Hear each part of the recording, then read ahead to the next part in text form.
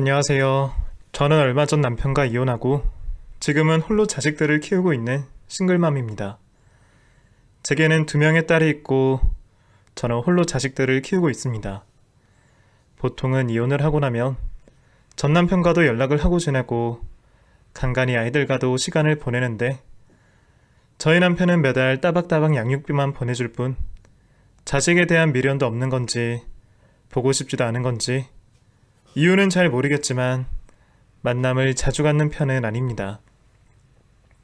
그래도 이혼을 하고 나서 양육비는커녕 아예 모른 척 쌩까는 파렴치한 인간들도 많다는데 살다 보면 결국 필요한 게 돈이라 애들 아빠는 따박따박 양육비를 잘 보내주는 걸 보면 제 아빠 역할은 잘하는 것 같다는 생각도 듭니다.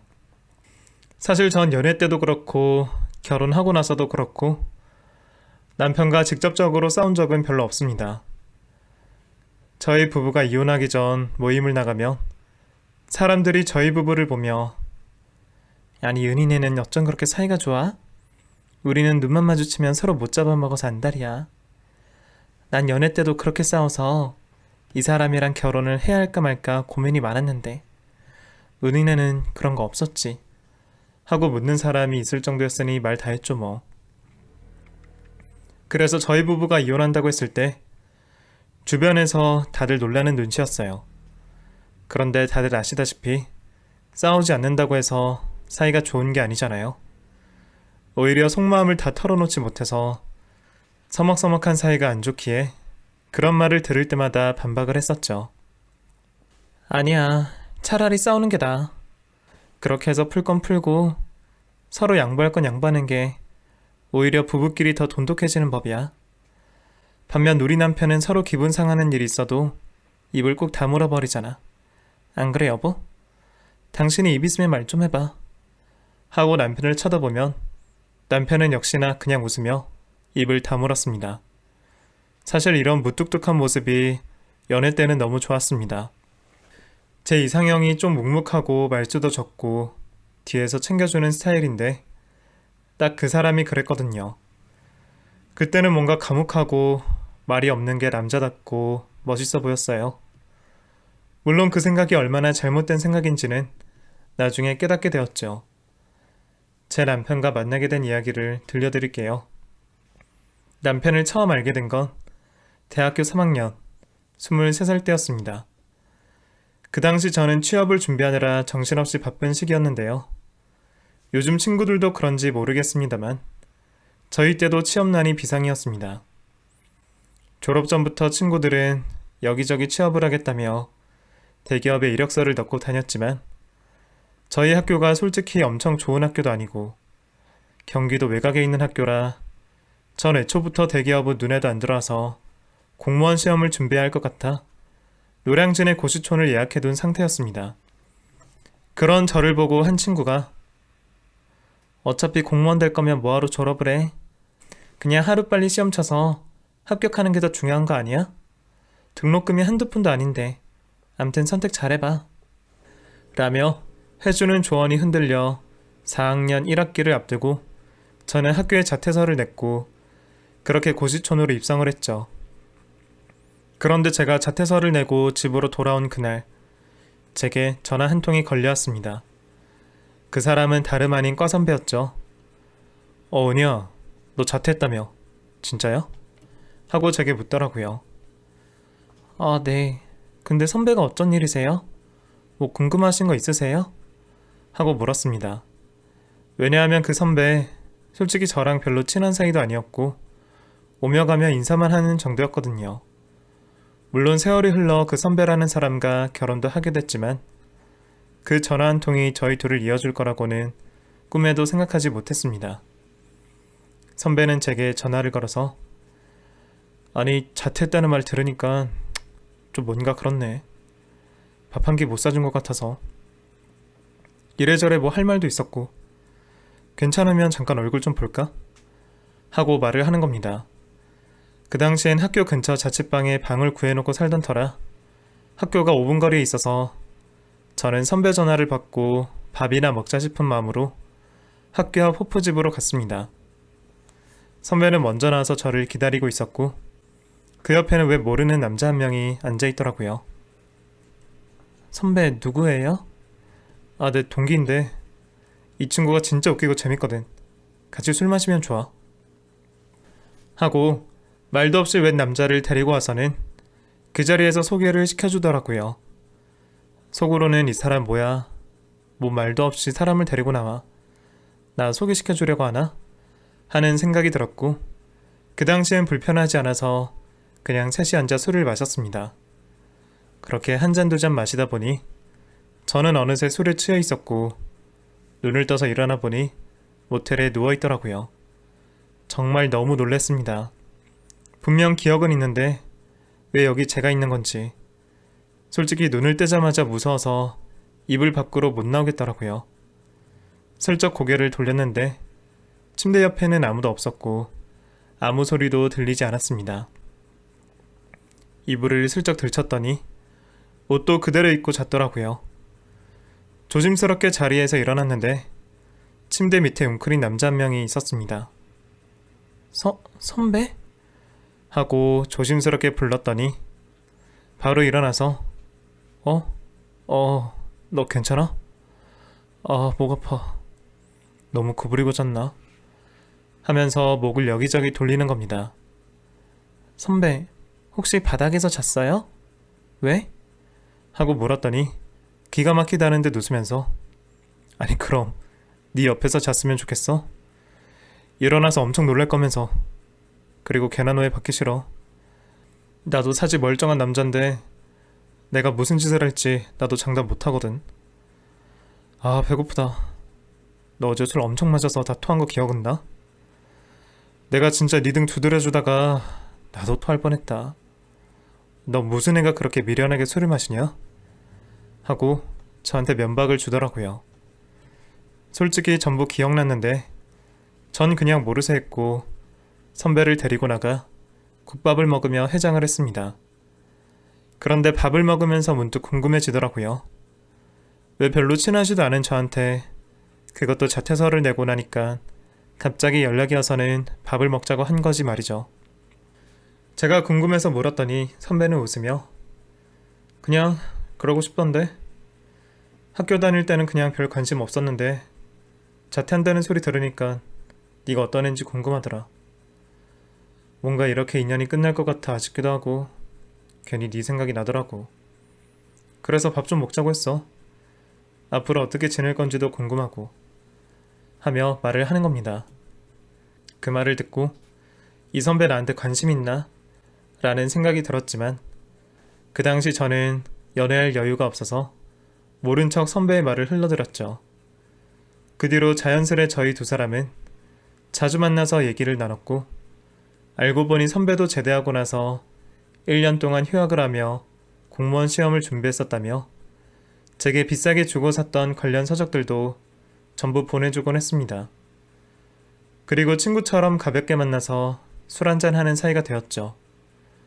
어느 날 또 선배랑 만나서 이런저런 얘기를 나누다가 또 문득 궁금한 게 생겼습니다. 선배, 근데 그날 우리 거의 처음 만나다시피 한 날 말이에요. 그날 그 모르는 남자는 갑자기 왜 데리고 온 거예요? 저 소개시켜주려고 한 거예요? 무슨 소리야. 걔한테 너를 왜 소개시켜주냐? 진짜 그냥 둘이 만나기 어색할 것 같아서 그런 거야. 그리고 그날 걔가 별거 아닌 것 같아도 아주 큰 활약을 했어. 실은 내가 그전부터 걔한테 공을 좀 들였거든. 마음에 드는 여자가 있는데 내가 좀 부끄러움도 많이 타고 솔직히 수다스러운 편도 아니잖아. 그래서 같이 좀 만나달라고 했어.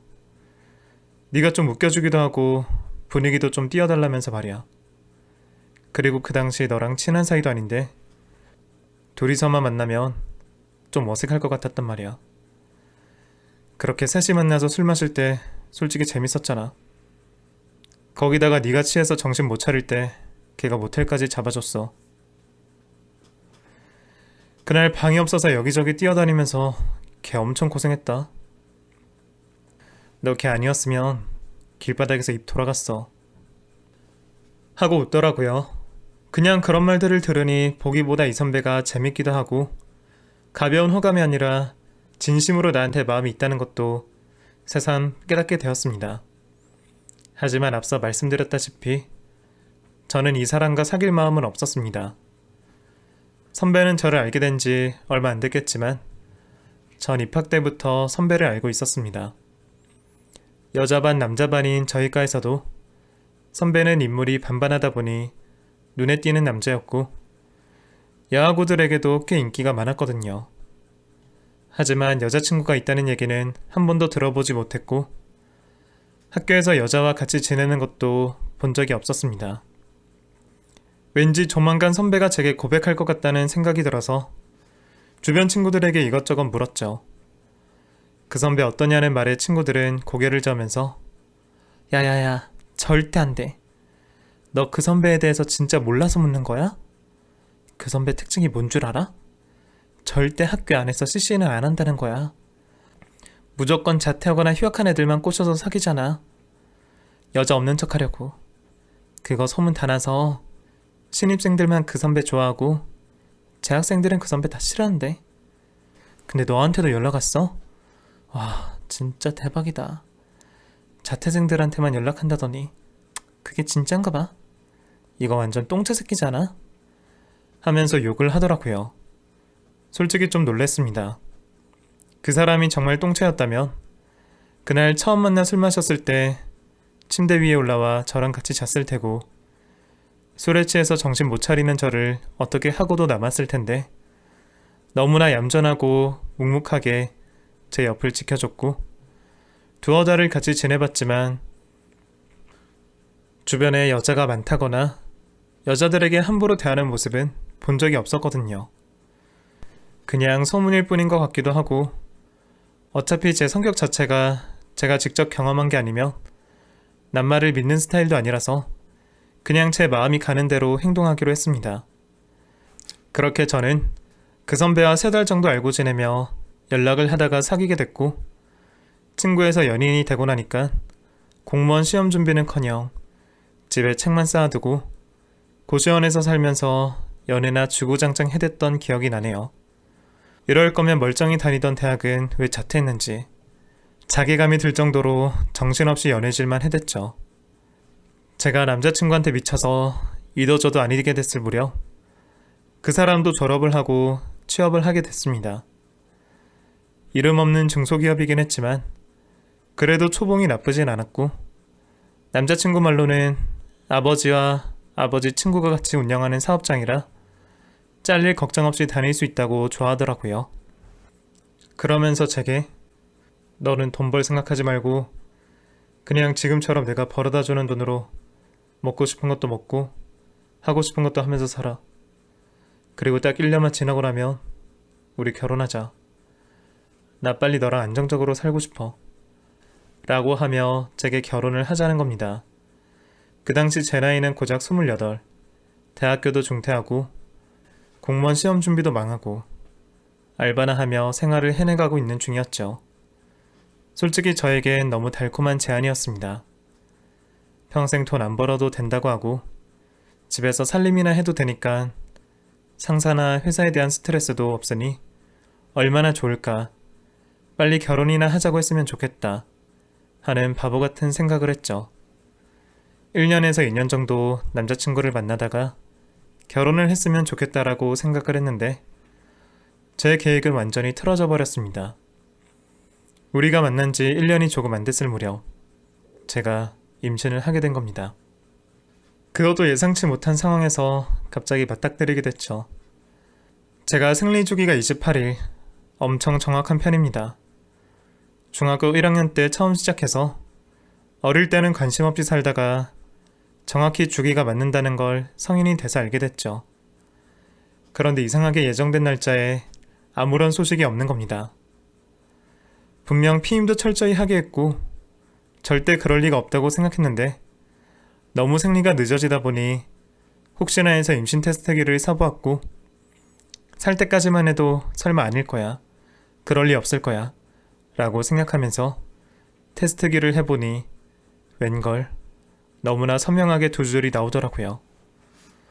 그걸 보자마자 너무 놀래서 아무 말도 안 나왔고 저는 바로 그 자리에서 남자친구에게 전화를 걸어 모든 걸 얘기했습니다.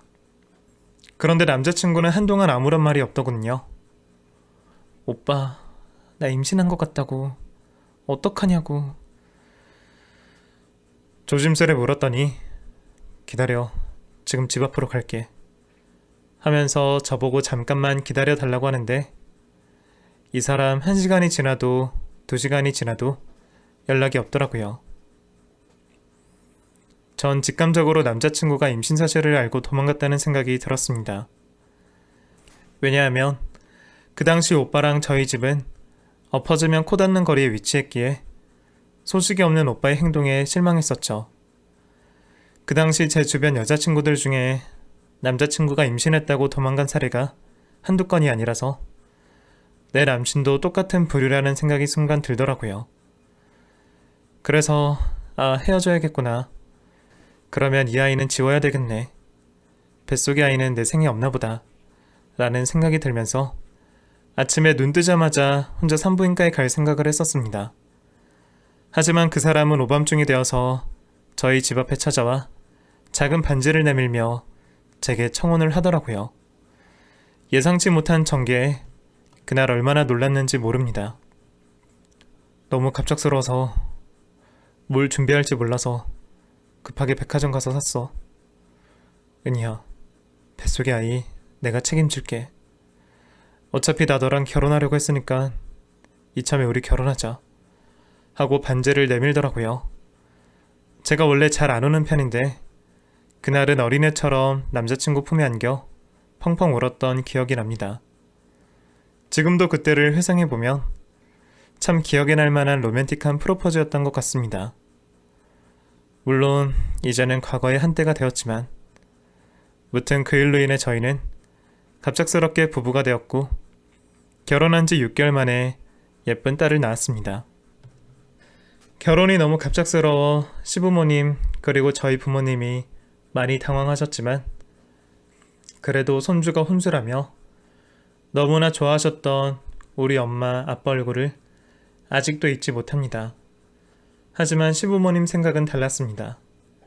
분명 처음 임신을 했다고 했을 때는 좋아하시던 모습이었는데 나중에 성별을 알게 되어 딸이라는 소식을 전하자마자 시어머니는 아유, 나는 딸 키울 생각 없는데 요즘은 딸보다는 아들이지. 딸은 어디 물가에 내놓은 것처럼 늘 불안하잖아. 아들이 손 안 가고 키우기 편해. 그리고 집안에 남자가 많아야 돼. 그러니까 새아가 첫째는 딸이라고 해도 우리 힘내서 둘째는 아들 낳자? 하고 말씀하시더라고요. 당연히 기분이 좋지는 않았지만 그때까지만 해도 대수롭지 않게 생각했습니다. 아무래도 옛날 분이시고 또 오빠가 늦둥이다 보니 저희 부모님보다 나이가 많으셨는데요. 그래서 아들 하실 수 있다고 생각했습니다. 그리고 딸이 크는 걸 보면 너무 예뻐서 그런 말 못한다는 말도 주변에서 많이 들었기 때문에 마음이 변하실 거라 생각했죠. 하지만 시어머니는 확고했습니다. 아이 돌잔치 때도 마이크를 잡으시고는 첫째는 딸이지만 우리 새아가가 둘째를 조만간 가지면 제가 여기 있는 분들 댁에 일일이 찾아가서 감사의 떡을 전달해 드리겠습니다. 하며 분위기를 싸하게 만들었죠. 저와 남편은 멋쩍게 웃었고 손님 중에 한 분이 벌떡 일어나서 아들 낳아야지 아들 하며 박수를 치는 말도 안 되는 돌잔치를 마쳤습니다. 저는 전업주부로 지내다가 첫째를 어린이집에 보내면서 집 앞 프랜차이즈 빵집에서 알바를 시작했습니다. 남편은 그런 저를 보며 당신이 무슨 알바야 알바는. 누가 당신한테 돈 벌라고 했어? 난 그냥 당신이 집에서 애들 잘 돌보고 나 좀 챙겨주고 이런 게 좋아. 괜히 여기저기 다니면서 사람들한테 얼굴 팔리지 말고 집에서 있어. 엄마가 그러더라. 동네 사람들이 당신 얘기한대. 그 집 며느리는 돈도 많은 집에 시집 잘 갔으면서 왜 알바하냐고. 엄마도 창피한가 봐. 그러니까 여보, 그냥 이럴 시간에 애들 교육이나 신경 써줘.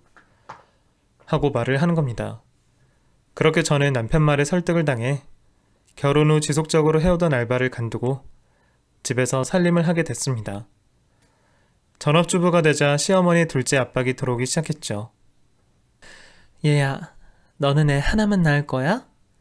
그래도 애는 둘을 낳아서 키워야 둘이 잘 지내는 거야. 집안에 든든하게 남자 하나 있으면 좋잖아. 이제 일도 안 하니까 둘째 가지려고 노력 좀 해봐.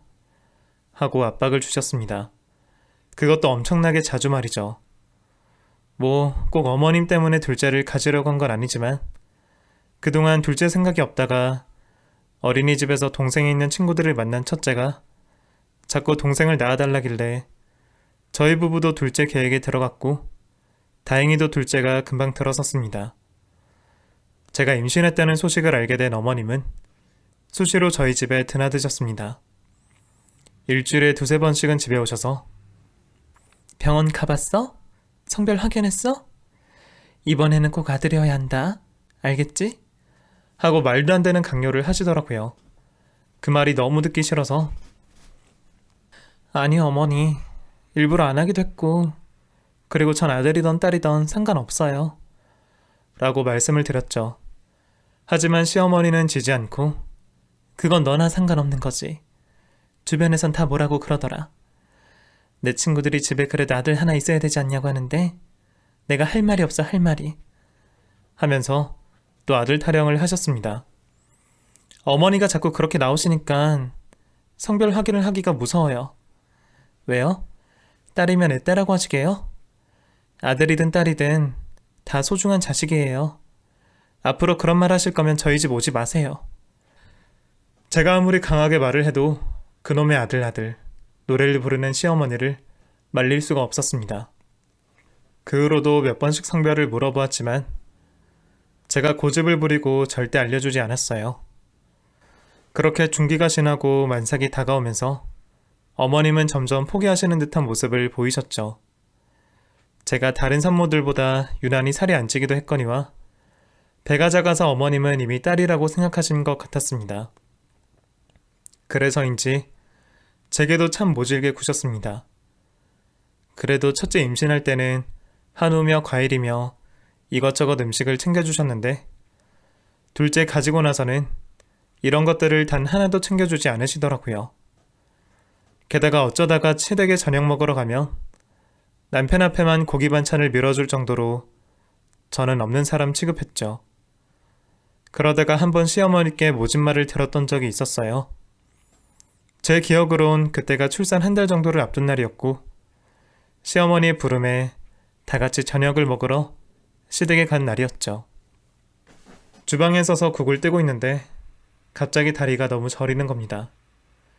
저는 혼잣말로 조용히 아우 다리 저려 하고 조용히 말했는데 그걸 들으신 어머님이 넌 살도 별로 안 찌고 배도 작은 애가 뭔 다리가 저리다고 난리야? 너 임신하고 10kg밖에 안 쪘지. 아들 가졌어 봐. 20kg는 그냥 찌지.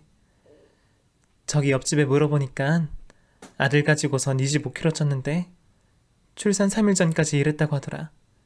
정말 대단하지 않니? 하면서 제게 말을 하더군요. 너무 서러웠지만 저는 아무 말도 하지 않았고 울컥 올라오는 눈물을 참으며 흙맛이 나는 밥을 씹어 먹었습니다. 그렇게 집으로 돌아와 저는 남편에게 어머니 진짜 해도 해도 너무하신 거 아니야? 딸이면 어떻고 아들이면 어때? 진짜 저러실 때마다 나 정말 어머니한테 너무 질린다 질려. 언제까지 아들 타령하실 건데. 그렇게 아들이 좋으면 씨바지라도 들여서 아들이라도 낳으라고 하던가.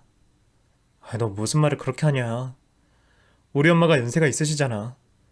원래 옛날 사람들이 다 그렇지 뭐. 솔직히 말해서 나는 뭐 장모님한테 서운한 거 없는 줄 알아? 다 그냥 그러려니 하고 사는 거지. 그런 말하면 한 귀로 듣고 한 귀로 흘리면 될 것을 뭘 그렇게 예민하게 반응해. 그냥 당신이 이해 좀 해주면 안 돼? 그냥 노인네가 아들 타령하는 거 하루 이틀도 아닌데 집까지 와서 나한테 이렇게 따질 일이야? 하고 문을 쾅 닫고 밖으로 나가버리더라고요. 그 모습을 보니 제가 너무한가 싶었고 남편에게 전화를 걸었지만 받지 않았습니다. 처음이었습니다. 남편이 말도 없이 외박을 한 적은 없었는데 말이죠. 그렇게 전 그날 밤 해가 들 때까지 눈물을 뚝뚝 흘렸고 배가 너무 땡겨서 참고 참다가 결국 배를 부둥켜 안고 잠이 들었습니다. 그 후로 남편과의 사이가 정말 어색해졌습니다. 제가 먼저 미안하다고 사과했지만 남편은 묵묵부답이었고 원래도 말이 많은 사람은 아닌데 그 후로는 정말 입을 꾹 다물고 한마디도 제게 먼저 거는 법이 없었죠. 그렇게 출산일이 다가왔고 저는 무사히 병원에서 어여쁜 딸을 출산했습니다. 시어머니는 제가 둘째를 출산했을 때 병원에 와보지도 않으셨답니다. 남편 역시 딸이라서 그런지 크게 기뻐하는 모습을 보이지 않았죠. 그 후로도 둘째에게 애정 표현을 하거나 사랑한다는 말을 잘 안 하더라고요. 물론 저한테도 마찬가지였고요. 그렇게 둘째가 무관심 속에 자라는 것 같아 마음이 아팠습니다. 첫째는 그래도 첫째라고 그나마 여기저기서 예쁨도 봤는데 둘째는 마냥 천덕꾸러기였죠. 제 눈에는 마냥 예쁜 애였는데 저 빼고 다른 사람 눈에는 그저 거슬리기만 했나 봅니다. 첫째 때는 그래도 시어머니가 자주 와서 애도 봐주시고 등하원도 가끔 해주시고 했는데 둘째가 생기고 나니 첫째, 둘째 모두 관심이 사라지고 남편 역시 육아를 돕기는커녕 퇴근하고 집에 오면 아휴 피곤하다. 얘들아 아빠 너네랑 못 놀겠다 하면서 그냥 침대에 누워버리거나 가끔은 일이 늦게 끝나면 피곤하다면서 시댁에서 자고 오겠다고 하며 제게 육아를 전부 맡겨버리곤 했습니다. 거의 아이들을 혼자 키웠다고 해도 과언이 아닐 정도로 바쁘게 살았습니다. 전업주부라면 아이들이 유치원에 가거나 어린이집에 갈 때 집에서 커피도 좀 마시고 책도 보고 쉴 줄 알았는데 절대 아니더라고요. 청소도 하고 빨래도 하고 음식도 준비하고 애들이 돌아오면 간식도 만들어주고 남편이랑 저녁에 먹을 밥도 차리고 정말 집안일이라는 게 해도 해도 끝이 없더군요. 그렇게 하루하루를 바쁘게 살아가고 있었습니다. 그런데 하루는 남편이랑 저녁을 먹는데 그 사람이 휴대폰을 보며 밥을 먹더라고요. 그것도 웃으면서 말이죠. 앞서 말씀드렸다시피 남편이 무뚝뚝한 편이라 웬만해서 잘 웃는 편이 아니었거든요. 재미있는 예능 프로나 개그 프로그램을 봐도 저런 게 뭐가 재밌냐면서 제게 핀잔을 주던 사람인지라 핸드폰을 보며 웃는 남편의 모습에서 이상한 괴리감이 느껴졌어요. 그래서 저는 슬쩍 남편을 떠보며 여보, 뭘 보는데 그렇게 재밌어? 하고 물었더니 재빠르게 휴대폰을 감추며 아니야, 그냥 웃겨서 밥 먹자, 맛있다 하고 밥을 우적우적 먹는 겁니다. 그때부터였던 것 같습니다. 남편에게 여자가 생겼다는 직감이 제 속에서 스멀스멀 올라오기 시작하더라고요. 그래도 확실한 증거가 없었기에 내가 예민하게 구는 건가 라고 생각할 때쯤 남편의 외박이 반복되었고 이 사람이 저에 대한 사랑이 확실히 줄어들었다는 걸 점점 느끼게 되었습니다. 그 이후부터는 남편의 행동 하나하나를 의심하면서 증거를 찾기 시작했습니다. 정말 그러고 싶지 않았는데 저는 결국 남편이 잠든 사이 그 사람의 휴대폰을 몰래 열어보게 됐고 그 사람에게 저 말고 다른 여자가 있다는 사실을 확인했습니다. 그것도 아주 가까운 회사 여직원과 말이죠. 남편에게 그 자리에서 바로 따지려고 했지만 인터넷이나 주변에서 들은 얘기로는 증거부터 모으는 게 먼저라고 해서 저는 카톡 화면을 전부 캡처해서 제 휴대폰으로 보내고 남편 주머니를 뒤졌습니다. 주머니에선 아무것도 나오지 않았는데 남편 가방에서 영수증이 하나 나오더라고요. 병원을 다녀온 건 말한 적이 없었는데 자세히 보니 비뇨기과였습니다. 혹시 이 사람이 설마 수술을 했나 싶은 생각이 들어 다음날 병원에 전화를 걸었더니 환자 개인정보라 배우자라도 알려줄 수가 없다고 하더라고요. 결국 저는 병원 증거까진 잡지 못하고 계속 남편을 주시했습니다. 제가 의심하고 있는 줄도 몰랐던 남편은 여전히 휴대폰을 끼고 살았고 밥을 먹으며 그 여자 무슨 얘기를 나누는 건지 계속 웃기만 하더라고요. 그렇게 저는 아이들까지 돌보며 남편의 증거를 잡느라 1년을 넘게 아무것도 못하고 그 사람을 쫓아다녔습니다. 그 사람과 살이 닿을 때마다 온몸에 소름이 돋았고 분명 다른 년과 바람 피우고 있다는 사실을 제가 알고 있는데 그걸 모른 척 하려니 너무 힘들더군요. 하지만 그날 그 사건이 터진 이후 제 인생이 180도 달라졌습니다. 그날은 휴일이었습니다. 남편이 밥을 먹다가 전화를 받더군요. 본능적으로 그 여자라고 생각했는데 남편 입에서 나온 말은 의외였습니다. 엄마, 뭐라고? 아, 진짜 미치겠네. 내가 지금 갈게. 하고 갑자기 옷을 입고 나가는 겁니다. 여보, 어디가? 어디 가는데? 하고 저도 바로 뒤를 따라갔습니다. 그것도 애들 둘을 데리고 말이죠. 그날 진짜 추웠는데 제가 뭐에 미쳤었는지 애들 잠바도 안 입히고 집 밖으로 끌고 나와서 남편 뒤를 쫓았습니다. 첫째는 별말 않고 따랐는데 둘째는 어찌나 울던지 기사님이 내복바람으로 애들 데리고 어디 도망가는 거냐고 물을 정도였으니 말 다 했죠 뭐. 그렇게 남편 따라 시어머니 댁에 도착했는데 입구부터 쎄함이 느껴지더라고요. 남편이 허겁지겁 문을 열고 들어가는 뒷모습을 보며 저도 바로 뒤따라 들어갔는데 제가 배를 누르니까 어머님이 나오시더라고요. 넌 왜 왔냐? 내가 아들한테 오라고 했는데? 저도 이 집 식구니까요. 저도 알아야죠. 하고 대답했더니 절 툭 미시면서 넌 몰라도 돼. 우리 식구끼리만 알아야 될 게 있으니까 집에 가 있어라. 나중에 다 말해줄 테니까. 하고 절 내보내려고 하시는 겁니다. 어머니, 저도 다 알아요. 애들 추우니까 우선 집에 들어가게 있게 해주세요. 제가 알면 안 되는 일이 있나요? 저도 알아야죠. 하고 어머님을 밀치고 들어갔더니 세상에 그 집에 남편과 바람난 여자가 앉아있더라고요. 그것도 만삭으로 말이죠. 누구세요? 하고 제가 물었더니 남편이 나서서 당신이 어떻게 여기 왔어? 애들을 왜 데리고 와? 어? 하고 남편이 애들을 데리고 아버님 방으로 들어가더라고요. 저는 그 여자 앞으로 다가가서 누구시냐고요? 하고 물었더니 그 여자가 한숨을 푹 쉬면서 저 사람 아내 되는 사람이에요. 보셔서 아시겠지만 저 임산부고요. 3주 뒤면 출산해요. 하고 당차게 말을 하는 겁니다. 기가 막혔습니다.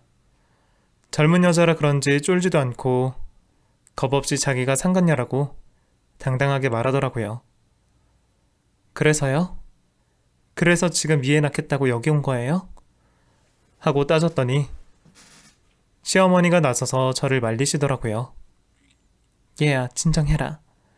너는 무슨 애가 그렇게 들어보지도 않고 화부터 내고 그래. 다 사정이 있겠지. 안 그래, 미스채? 우리 처음 보는 사이 아니잖아. 여기서 이렇게 서로 싸운다고 해결될 일도 아니야. 이미 다음 달이면 애가 나오는데 이제 와서 싸우면 뭐해? 하고 중재를 하려고 하더라고요. 저는 그 말을 듣고 화가 나서 어머니, 그렇게 말씀하시면 안 되죠. 이제 와서 싸우면이라니요. 지금 이 여자를 이 집에 들인 게 누군데요? 이 여자 상간녀예요. 남편이랑 바람나서 애 가진 여자라고요. 근데 어떻게 이런 여자를 집에 들어요? 설마 지금 저희 부부 이혼 독촉하시는 거예요? 독촉이라니? 넌 무슨 말을 그렇게 하니? 내가 언제 이혼하랬어? 미스채도 사정이 있겠지. 그리고 내가 미스채랑 모르는 사이도 아니고 네 아버지 도와서 5년이 넘게 일한 비서야. 근데 어떻게 내쫓니 내쫓길? 하고 따지더라고요. 기가 막혔습니다. 다른 사람도 아니고 상간녀를 내쫓지도 않고 유자차 한 잔을 먹이며 집안에 들인 게 이해가 안 갔죠. 순간 그 여자의 배를 보니 엄청 크더라고요. 저도 애를 둘이나 낳고 들어온 속설들이 있으니 그 여자에게 물었죠. 혹시 아들이에요? 뱃속에 있는 애기 아들이냐고요? 네, 맞아요. 아들이에요. 그래서 왔어요. 사모님께서 아들을 엄청 원하시잖아요. 그래서 저 이해 안 주우고 끝까지 품고 있었어요. 사모님께서 너무 원하시는 것도 있고요. 라고 말하는데 진짜 저 그 자리에서 바로 뒷목 잡았습니다. 기가 막혀서 시어머니를 쳐다보니 우물쭈물하다가 그래, 뭐 솔직히 나야 누가 낳다고 그게 무슨 상관이야? 우리 아들 씨만 들어가 있으면 되는 거지. 안 그래? 예, 넌 죽어도 내 속 모른다. 주변에서 나한테 손주는 언제 보냐고 다들 묻는데 딸만 둘이면 입도 안 떨어지는 거 알지? 아무리 세상에 딸을 원해도 아직은 아들이 대세야. 나도 며느리가 찾아와서 아들이라고 하니 당연히 마음이 혹하지 않겠어? 넌 집에서 살림만 하면서 여기저기 찾아보면서 보약도 좀 지어 먹어보고 몸에 좋은 거라도 좀 찾아 먹고 하지. 맨날 집구석에서 뭘 하는 거야? 하고 오히려 저한테 화를 내는 겁니다. 하지만 제 심기를 건드린 건 다름 아닌 며느리라는 말이었습니다. 어머니, 무슨 소리 하시는 거예요? 며느리는 저잖아요. 어떻게 상간녀한테 며느리라고 하실 수가 있어요? 어머니 지금 제정신이세요? 하고 따졌더니 어머님이 꿍하고 있다가 내 아들네를 가졌는데 그럼 며느리지 뭐라고 해. 솔직한 말로 나도 너한테 불만 없는 거 아니다. 내가 아들 해서 너도 서운할 수 있겠지만 우리 집에는 진짜 아들이 필요해. 새아가는 성별검사까지 했는데 무조건 100% 아들이라고 하더라. 그럼 내 마음이 당연히 이쪽으로 기울어지지 않겠니? 너도 양심 있으면 그렇게 말하면 안 돼. 줄줄이 딸만 낳아놓고는 어디서 눈을 부라리면서 따지길 따져. 하고 화를 내는 겁니다. 너무 기가 막혔고 저는 이혼하겠다는 결심으로 그 자리에서 제가 갖고 있는 남편과 그 여자의 증거들을 전부 내놓기 시작했습니다. 제가 진짜 이렇게까지는 안 하려고 했는데요. 어머니, 저 애가 남편이라는 확신 있으세요? 어떤 자신감이시죠? 제가 집에서 논다고요? 몸에 좋은 거나 먹고 아들이나 낳으라고요? 저 그럴 시간 없었어요. 저 사람 바람 피는 거 잡으러 다녀야 되고요.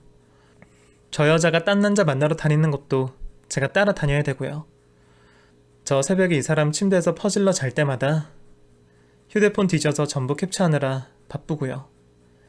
애들 친정에 맡겨놓고 이 사람 모텔에서 나올 때 그리고 저 여자가 딴 남자랑 데이트하는 거 사진 찍느라 셋째 가질 시간도 없어요. 제가 왜 이렇게 살아야 되는데요? 그깟 아들이 뭔데요? 하고 소리쳤더니 애들을 방에 넣고 나온 남편이 이게 무슨 소리야? 야, 너 딴 남자 있냐? 나밖에 없다며. 진짜 딴 남자 있어? 사진 어딨어? 사진 봐봐. 진짜 딴 놈이랑 만나는 거야? 하면서 제 휴대폰 사진을 한 장 한 장 넘겨보며 찾더라고요.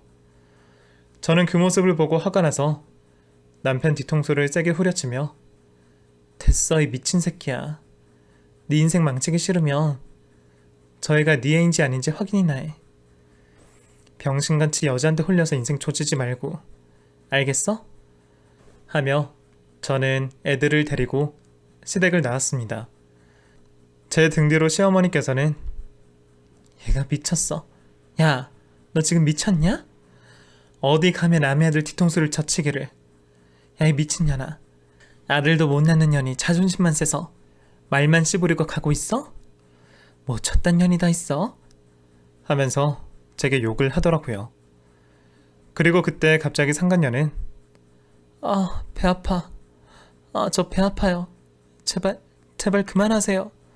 하며 배를 부여잡고는 곡소리를 냈죠. 더 이상 그 집안 사람들이랑 엮이기 싫어 얼른 두 딸을 들쳐매고 그 집 밖을 나오는데 정말 눈물 한 방울 안 나오더라고요. 사람이 정말 화가 나면 피가 끓기보다는 오히려 차가워진다는 게 무슨 뜻인지 알겠더라고요. 혼자서 두 딸을 잘 키우기 위해서는 저부터 정신을 차려야 했습니다. 그 길로 바로 친정집으로 가서 딸들을 맡겨놓고 변호사 사무실을 찾아갔습니다. 물론 남편이 바람이 났기 때문에 이혼을 할 생각은 있었지만 이렇게 갑자기 할 생각은 없었습니다. 저 여자가 대놓고 찾아와서 임신했으니 애를 낳겠다고 이 집 식구가 되고 싶다고 대놓고 말할 거라고는 생각도 못했고 저는 아들을 못 낳았다는 채로 쫓겨나다시피 이혼을 하게 될 거라고는 정말 생각도 못했습니다. 당연히 남편과 이혼을 하면서 상간녀 소송까지 같이 진행했습니다. 제가 1년간 모은 증거가 너무나도 확실해서 이혼 소송을 하면서 남편에게 두둑한 위자료와 양육비 지급을 받게 되었습니다. 물론 상간녀 소송에서도 승소를 하여 위자료를 지급하라는 판결도 받았고요. 그래서 지금 다달이 남편에게 애들 양육비는 받으면서 두 딸들을 키우고 있습니다. 남편은 상간녀가 다른 남자와 바람이 났다는 걸 알면서도 눈 감아주고 모른 척 재혼을 했고 지금은 애를 낳고 살고 있다고 알고 있습니다. 그 애가 남편의 애인지 아니면 바람난 딴 남자 애인지는 모르겠지만 둘이 같이 산다고 하니 정말 끼리끼리 잘 만난다는 말이 생각났습니다. 지금은 그 둘이 한창 신혼일 때라 행복하겠지만 그 행복이 오래갈 거라는 생각은 하지 않았습니다. 왜냐하면 다른 사람 눈에서 눈물 나게 하면 그 사람 눈에서 피눈물이 난다는 사실을 전 믿거든요. 분명 저보다 더 고통스럽게 그리고 저보다 더 힘들게 남편과 상간녀가 살아갈 거라 생각합니다. 하늘에 신이 있고 저를 불쌍히 여기신다면 꼭 저들이 불행할 수 있게 제 기도를 들어주셨으면 합니다. 이 사연을 듣는 분들도 제가 남편과 상간녀보다 더 잘 살 수 있게 응원의 한마디씩 부탁드립니다. 긴 사연 들어주셔서 감사합니다.